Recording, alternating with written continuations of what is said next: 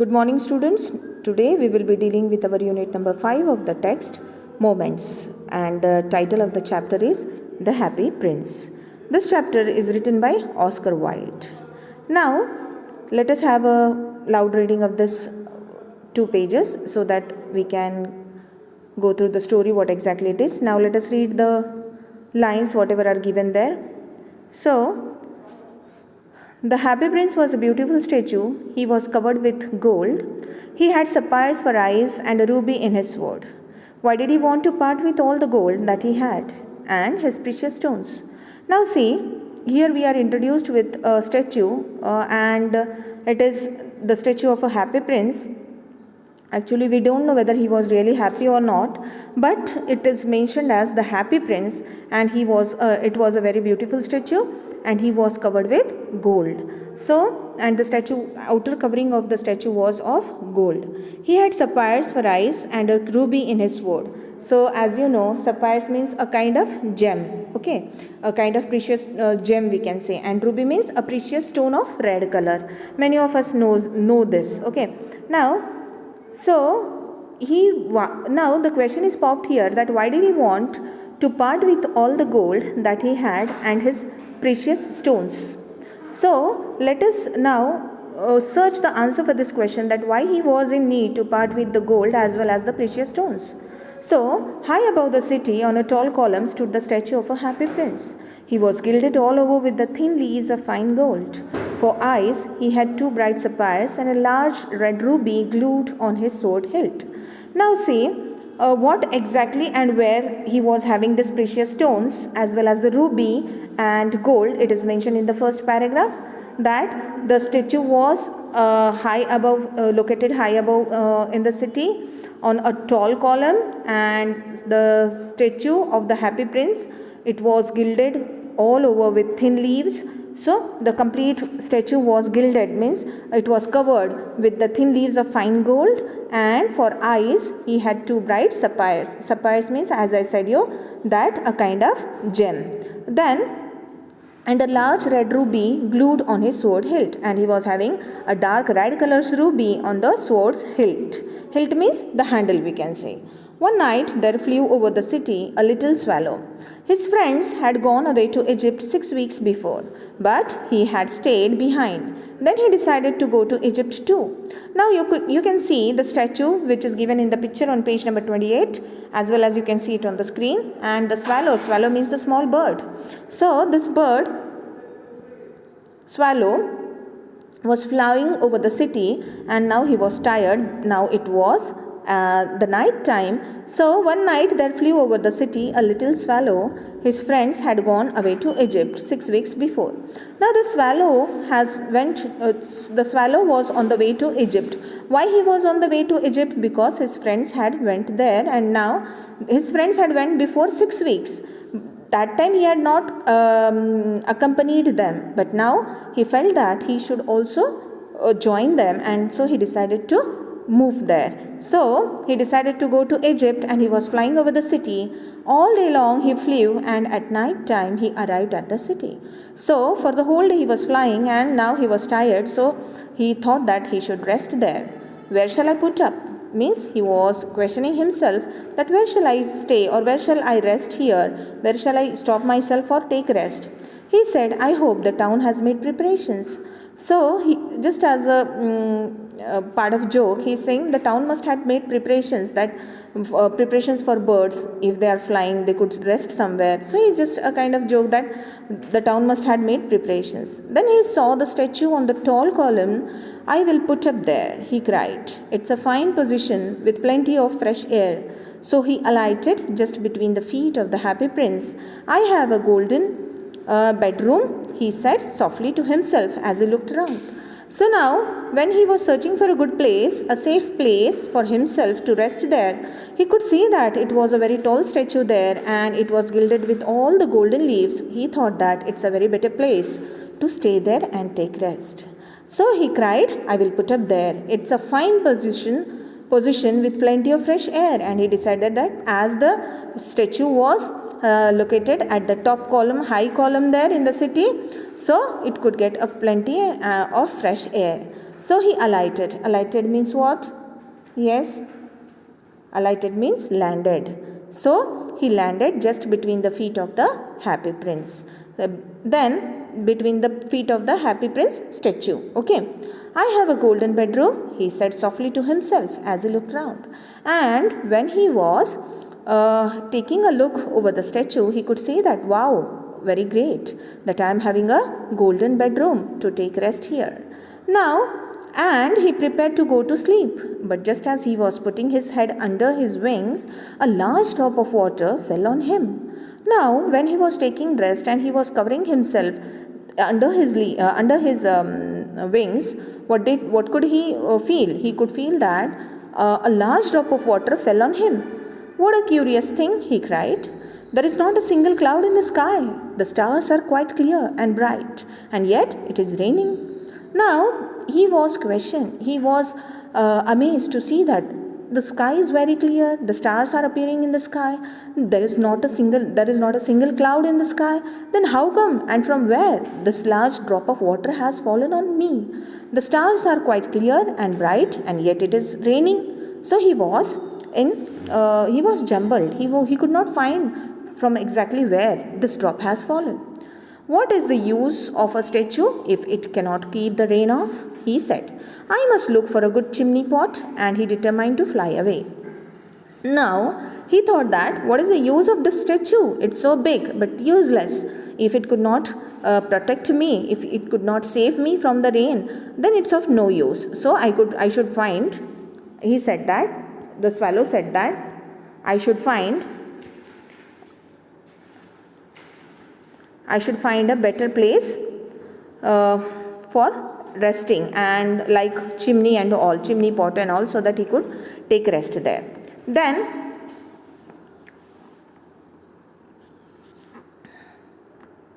what is the use of the statue if it cannot keep the rain off? He said. I must look for a good chimney pot.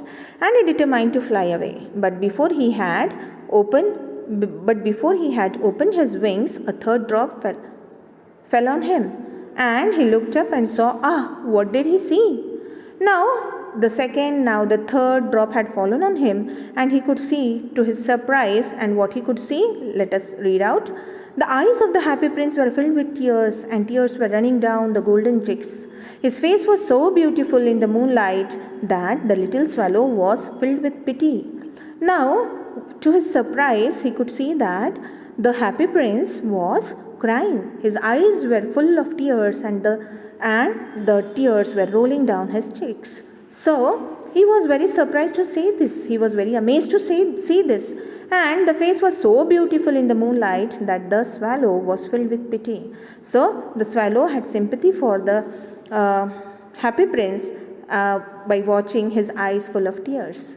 Who are you? He said. I am the happy prince. Why are you weeping then? Asked the swallow. You have quite drenched me. Now he asked a question. There was an interrogation. There was a talk between the swallow and the prince, that he asked him, who are you? He said, I am happy prince. And why are you weeping then? Asked the swallow. You have quite drenched me. So the swallow said, why are you weeping? If you are a happy prince, there is no need to weep. And see, you have drenched me. You had made me wet. Okay, drenched means to make someone to be wet. Okay. So when I was alive and had a human heart, answered the statue, I did not know what tears were, for I lived in the palace where sorrow is not allowed to enter. My courtiers called me the happy prince, and the happy indeed I was. So I lived and so I died. And now that I am dead, they have sent me up there so high that I can see the ugliness and all the mystery of my city, and thought my heart is made of lead, yet I cannot choose but weep. Now, what the statue is answering him, that yes, I am happy prince, I am titled as a happy prince, but even then I could not control myself, because I could see all the sorrows in my city. I was indeed a happy prince when I was alive, and I died as a happy prince, but I could see the sorrow in the city after my death, when I am located at the top of the city. Because when he was alive, the sorrow was not permitted to come out, and the sorrow was not, the happy prince was not permitted to come out, and even not to come in contact of the sorrows and griefs. So he was all unaware of all these things. Now my courtiers called me happy prince, and happy indeed I was. So I lived, and so I died. And now I am dead. They have set me up there so high that I can see the ugliness and all the mysteries of my city. And he is saying, after my death, they had set me so high that I could see the mystery and ugliness of all the city, and thought my heart is made of lead. Yea, and though my heart is made of lead, I cannot choose but weep. So, and see, now I am no more blood and flesh. So, I just don't have any other option except weeping. So, what is he not solid gold? Said the swallow to himself. He was too polite to make any personal remark. So, now the swallow is questioning. So, are you not of solid gold then? Your heart is made of lead. So far away, continued the statue in a low musical voice, far away in a little street, there is a poor house. One of the windows is open, and through it I can see a woman seated at a table. Her face is thin and worn, and she has coarse red hands, all pricked by the needle, for she is a seamstress. She is embroidering flowers on a satin gown for the loveliest of the queen's maids of honor to wear at the next court ball. In a bed in the corner of the room, her little boy is lying ill. He has a fever and is asking his mother to give him oranges. The mother has nothing to give him but river water. So he is crying, "Swallow, swallow, little swallow, will you not bring her the ruby out of my sword hilt? My feet are fastened to this pedestal and I cannot move." Now, when this two, Swallow and Happy Prince, had a very good discussion, and after that this Happy Prince was telling the Swallow that I could see that far away in the city there is a very small, and in the street there is a poor and a small house. One of the windows of the house is open, that through that window he can see that woman is sitting on a table, and her face is thin and worn, means she is very tired and exhausted, and she has coarse red hands, all pricked by the needles, and her hands are pricked, means there are holes of the needles in her hand, for she is a seamstress. Seamstress means what? We call tailor, right? Tailor to the person who is stitching clothes, but a lady tailor is called as a seamstress. So she is embroidering. So he is explaining what exactly she is doing there in the house, what he could see through the window, open window. He is saying that she is embroidering flowers on a satin gown for the loveliest of the queen's maid of honors to wear at the next court ball. So the lady, the seamstress, was embroidering embroidering flowers on the satin gown of the queen, and which she was about to wear in the next court ball, means a small dance party, we can say, court ball. In a bed in the corner of the room, her little boy is lying ill, and in the corner of the room he could see that her little boy, the seamstress little boy, is lying or sleeping there, and he is very ill. Okay, so he has a fever and is asking his mother to give him some oranges, and he was having fever, temperature, and he was demanding for some orange, but his mother was unable even to give him orange because she was very poor and she cannot afford it. Okay, so she was having just river water to fed him, and except river water she was not having anything, and so he is crying. So, and for that sake he is asking the swallow that, "Swallow, swallow, little swallow, will you not bring her the ruby out of my sword hilt?" So he is asking the swallow to take off the ruby which was gilded, which was glued in the sword's hilt, in the sword handle. So my feet are fastened to the pedestal and I cannot move. So this Happy Prince is telling that my feet are fastened to the pedestal, means my feet are fixed in the pedestal. Pedestal means what? Yes, pedestal means, can you guess? Means we can call it as a base of a statue, or like a dais on what something is located like. Okay, so the base of the statue, we can say. Then let us continue.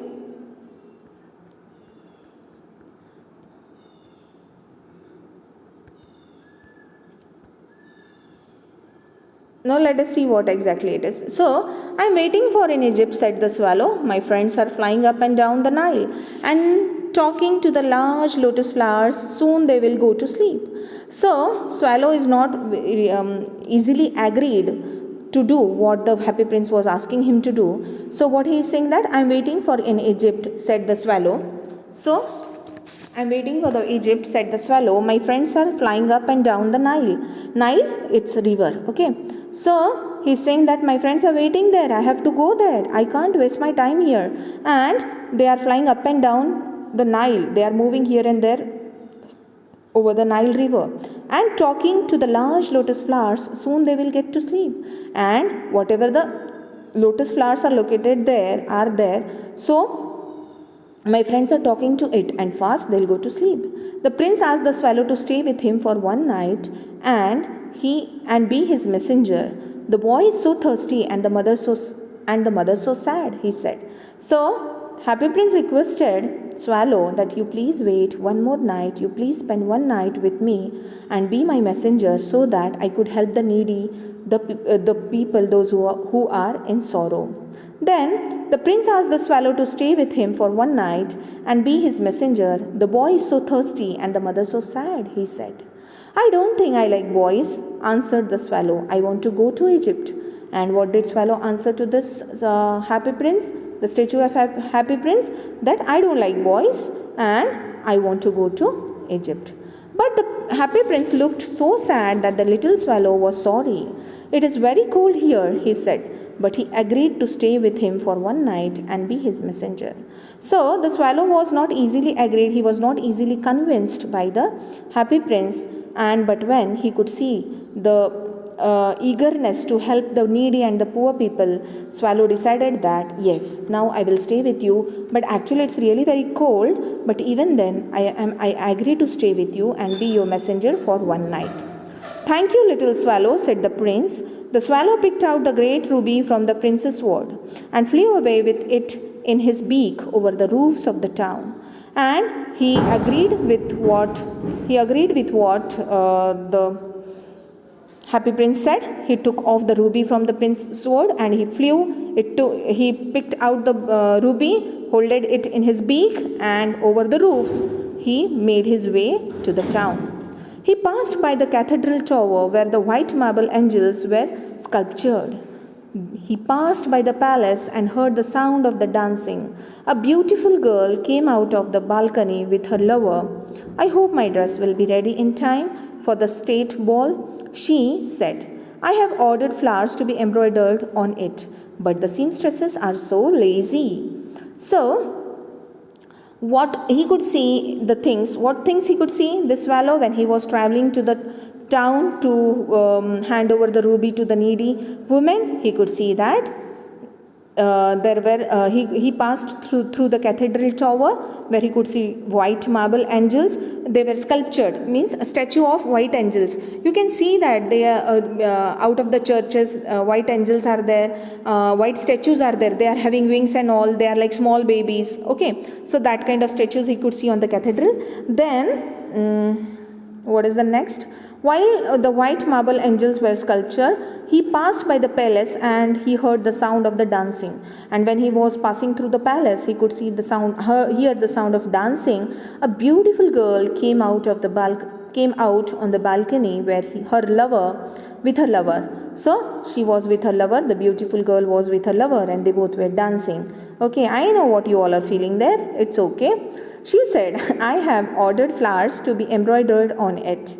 But the seamstresses are so lazy. See, without knowing the facts, this beautiful girl is making comments on the seamstresses that they are so lazy and they are not doing their work in time. But as we have discussed about the situation of the seamstresses, that she is facing a very bad situation, that she is not having a single thing to eat at home or a single morsel to feed her child except river water. Okay, so we should never comment without going into the matter. Okay, first we should see and then we should define the things. Okay, now he passed over the river and saw the lanterns hanging on the masts of the ship. So when he was passing over the river, he could see the lanterns, the small oil lamps which were hanging on the on the masts of the ship. Mast means what? A tight cloth which is tied to the ship is called as mast. At last he came to the poor woman's house, and the mother had fallen asleep. And the mother had fallen asleep. So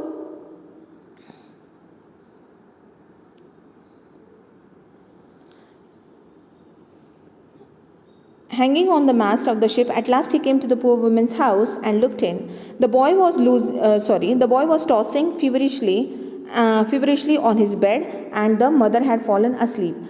She was so tired, he hooped and laid the great ruby on the table beside the woman's thimble. Now he passed over the river. He could see that the lamps were hanging on the masts, and at last he came to the poor woman's house, where he could see that the boy was tossing. Tossing means changing the sides on the bed, right to left, left to right, feverishly. Feverishly means he was having too much temperature, fever on his bed. And the mother had fallen asleep, and for the whole day she was working, stitching, and that is the reason she was exhausted, she was tired, and now she had fallen asleep. So she was tired. In he hooped. Hoop means to enter, and laid the great ruby on the table beside the woman's thimble. And he kept that ruby on the table beside the woman's thimble. Thimble means a kind of covering which is used for the thumb, so that the needle should not prick into the thumb while stitching. Okay, thimble. Then he flew gently round the bed, fanning the boy's forehead with his wings. Now gently he moved around the bed, and he was giving air to make him cool to the boy. "How cool I feel," said the boy. "I must be getting better," and he sank into a delicious slumber. So he said he felt that how cool the air is now. The boy was feeling, he was sleeping actually, but in his sleep only he is feeling like that. I must be getting better, and he thought that I'm feeling cool means definitely I'm getting better. I'm coming out of my illness, and I'm coming out of my fever. So, and he sank into a delicious slumber. Sank means go in deep. Slumber means deep sleep. So, and he went into a deep, sound sleep. Then the swallow flew back to the happy prince and told him what he had done. "It is curious," he remarked, "but I feel quite warm now, although it is so cold." "That is because you have done a good action," said the prince, and the little swallow began to think and then fall asleep. Thinking always made him sleepy. When day broke, he flew down to the river and had a bath. Now he went back to the happy prince and discussed the things, whatever he had seen on the way, and how he had helped the woman. And when he came back, actually he was feeling warm. This warmness is a kind of happiness here. It is representing a kind of happiness, a kind of good work, a kind of happiness when we do a good work. So same is with the swallow, that when he completed his work, he was feeling warm. Even though it was cold, he was feeling warm, and he got a reply from the happy prince that it is just because you had done a good job, a good work, and that is the reason you are feeling warm. And thinking about all the things, he fell asleep. Who? Swallow. And thinking always made him sleepy. Okay. So, and when the day broke out, next morning, when the dawn broke out, so when the day broke, he flew down to the river and had a bath. "Tonight I go to Egypt," said the swallow. And when it was the next day, when it was dawn, he woke up, he took a bath, and he said that now I am going to go to Egypt. Okay. I hope you all understood this. So we'll wait here, stop here, and we'll continue with the next pages, right from page number 31, 32, 33, I guess 34, 35. Continue afterwards in the next video.